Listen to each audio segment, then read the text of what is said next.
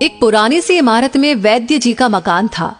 वैद्य जी पिछले हिस्से में रहते थे और अगले हिस्से में दवा खाना खोल रखा था। उनकी पत्नी की आदत थी कि दवा खाना खोलने से पहले उस दिन के लिए जरूरी सामान एक चिट्ठी में लिख करके दे देती थी। वैद्य जी गद्दी पर बैठकर के पहले भगवान का नाम लेते, फिर वो चिट्ठी खोलते और पत्नी ने जो बातें लिखी होती उनके भाव देखते, फिर उनका हिसाब करते, फिर परमात्मा से प्रार्थना करते कि हे भगवान, मैं केवल तेरे ही आदेश के अनुसार तेरी भक्ति छोड़कर यहाँ दुनियादारी के चक्कर में आ बैठा हूँ। वैद्य जी कभी अपने मुंह से किसी रोगी से फीस नहीं मांगते थे। कोई देता था, कोई नहीं देता था, किंतु एक बात निश्चित थी कि ज्यों ही उस दिन के आवश्यक सामान खरीदने योग्य पैसे पूरे हो जाते थे, उसके बाद वो किसी से भी दवा के पैसे नहीं लेते थे, चाहे रोगी कितना ही धनवान क्यों ना हो। एक दिन वैद्य जी ने दवा खाना खोला। गद्दी पर बैठकर परमात्मा का स्मरण करके पैसे का हिसाब लगाने के लिए आवश्यक सामान वाली चिट्ठी खोली तो वो चिट्ठी को एक टक देखते ही रह गए। एक बार तो उनका मन भटक गया। उन्हें अपनी आंखों के सामने तारे चमकते हुए नजर आए, किंतु शीघ्र ही उन्होंने अपनी तंत्रिकाओं पर नियंत्रण पा लिया। आटे, दाल, चावल आदि के बाद पत्नी ने लिखा था, बेटी का विवाह 20 तारीख को है, उसके दहेज का सामान। कुछ देर सोचते रहे, फिर बाकी चीजों की कीमत लिखने के बाद दहेज के सामने लिखा, ये काम परमात्मा का है, परमात्मा जाने। एक दो रोगी आए थे, उन्हें वैद्य जी दवाई दे रहे थे। इसी दौरान एक बड़ी सी कार उनके दरवाजे के सामने आकर रुकी। वैद्य जी ने कोई खास तवज्जो नहीं दी, क्योंकि कई कारों वाले उनके पास आते रहते थे। दोनों मरीज दवाई लेकर चले गए। वो सूट बूट में साहब कार से बाहर निकले और नमस्ते करके बेंच पर बैठ गए। वैद्य जी ने कहा कि अगर आपको अपने लिए दवा लेनी है तो इधर स्टूल पर आए, ताकि आपकी नाड़ी देख लूं, और अगर किसी रोगी की दवाई लेकर जाना है तो बीमारी की स्थिति का वर्णन करें। वो साहब कहने लगे, वैद्य जी, आपने मुझे पहचाना नहीं। मेरा नाम कृष्णलाल है, लेकिन आप मुझे पहचान भी कैसे सकते हैं, क्योंकि मैं 15-16 साल बाद आपके दवाखाने पर आया हूँ। आपको पिछली मुलाकात का हाल सुनाता हूँ, फिर आपको सारी बात याद आ जाएगी। जब मैं पहली बार यहाँ आया था तो मैं खुद नहीं आया था, अपितु ईश्वर मुझे आपके पास लेकर आए थे, क्योंकि ईश्वर ने मुझ पर कृपा की थी और वो मेरा घर आबाद करना चाहते थे। हुआ इस तरह था कि मैं कार से अपने पैतृक घर जा रहा था। बिल्कुल आपके दवाखाने के सामने हमारी कार पंक्चर हो गई। ड्राइवर कार का पहिया उतारकर पंक्चर लगवाने चला गया। आपने देखा कि गर्मी में मैं कार के पास खड़ा था, तो आप मेरे पास आए और दवाखाने की ओर इशारा किया और कहा कि इधर आकर कुर्सी पर बैठ जाए। फिर मैं कुर्सी पर आकर बैठ गया। ड्राइवर ने कुछ ज्यादा ही देर लगा दी थी। एक छोटी सी बच्ची भी यहाँ पर आपकी मेज के पास खड़ी थी और बार बार कह रही थी, चलो ना बाबा, मुझे भूख लगी है। आप उससे कह रहे थे कि बेटी थोड़ा धीरज धरो, चलते हैं। मैं ये सोचकर इतनी देर से आपके पास बैठा था और मेरे ही कारण आप खाना खाने भी नहीं जा रहे थे। मुझे कोई दवाई खरीद लेनी चाहिए ताकि आप मेरे बैठने का भार महसूस न करें। मैंने कहा कि वैद्य जी, मैं पिछले 5-6 साल से इंग्लैंड में रहकर के कारोबार कर रहा हूँ। इंग्लैंड जाने से पहले मेरी शादी हो गई थी, लेकिन अब तक बच्चे के सुख से वंचित हूँ।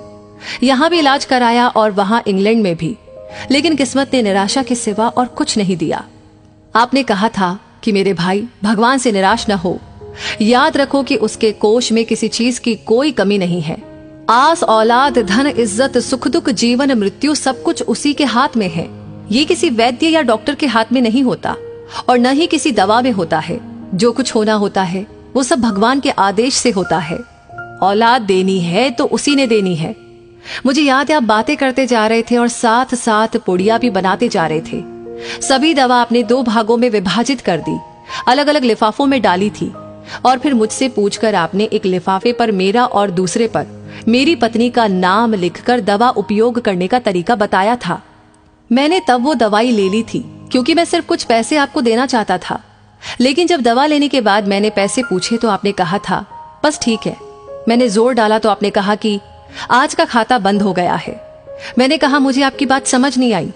इसी दौरान वहां पर एक और आदमी आया और उसने हमारी चर्चा सुनकर मुझे बताया कि खाता बंद होने का मतलब ये है कि आज के घरेलू खर्च के लिए जितनी राशि वैद्य जी ने भगवान से मांगी थी वो ईश्वर ने उन्हें दे दी है। अधिक पैसे वो ले नहीं सकते।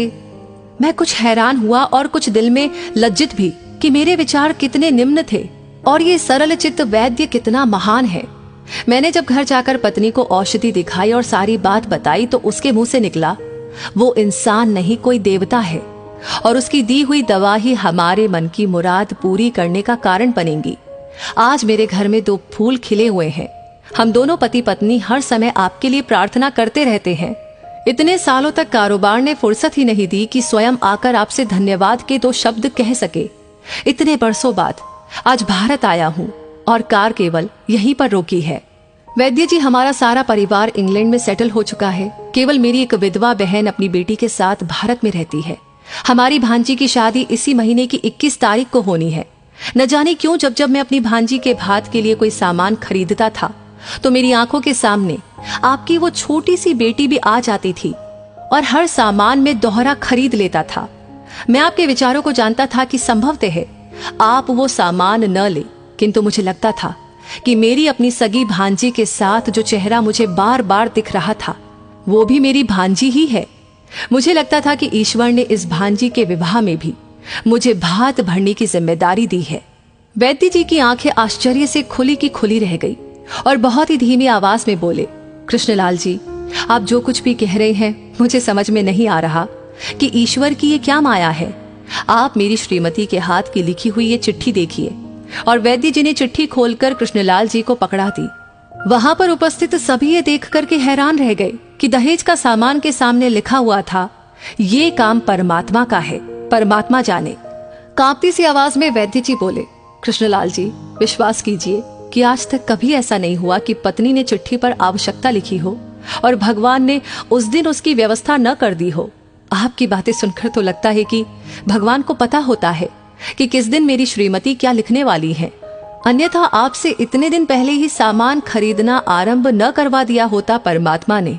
वाह भगवान वाह, तू महान है, तू दयावान है। मैं हैरान हूं कि वो कैसे अपने रंग दिखाता है।